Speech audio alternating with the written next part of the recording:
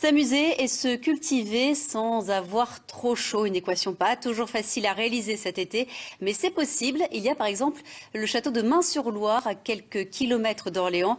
Les touristes qui ont eu le courage de se déplacer hier en pleine canicule ne l'ont pas regretté. Christelle Chapiotin, Charlie Krief. La fontaine du château de Mains-sur-Loire ne suffit pas à faire oublier la chaleur. 11 heures à peine, déjà plus de 37 degrés. La plupart des animations extérieures se déroulent à l'ombre. C'est un peu plus compliqué pour les archers. Ça aurait pu être pire, on aurait pu nous demander d'être en armure complète, mais aujourd'hui on a la tenue légère, la tenue civile d'archer, donc qui est composée de lin et de laine pour le coup. Donc effectivement ça tient chaud, mais on aurait pu vraiment nous demander d'être en militaire, donc finalement on n'est pas si mal ici.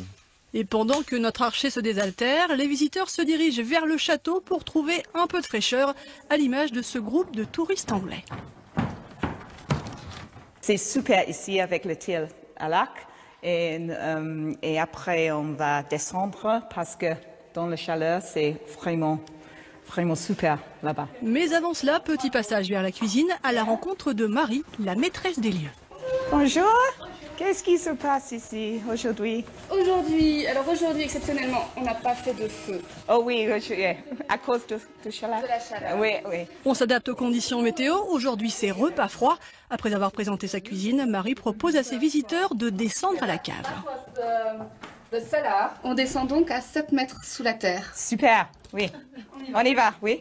Une descente au paradis, l'histoire du château sur les murs de l'édifice, bien au frais, un véritable bonheur. C'est super ici, je voudrais rester toute la journée, mais c'était vraiment intéressant de savoir toute l'histoire de ce château ici et c'était une vraiment bonne visite avec la madame et tout. On est entre 10 et 12 degrés toute l'année.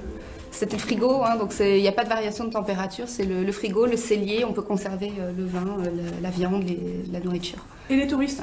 Et les touristes, exactement. Et promis, on ne les mettra pas dans les cachots. Des transats ont même été installés dans les souterrains et nous avons vérifié, vraiment personne dans les cachots.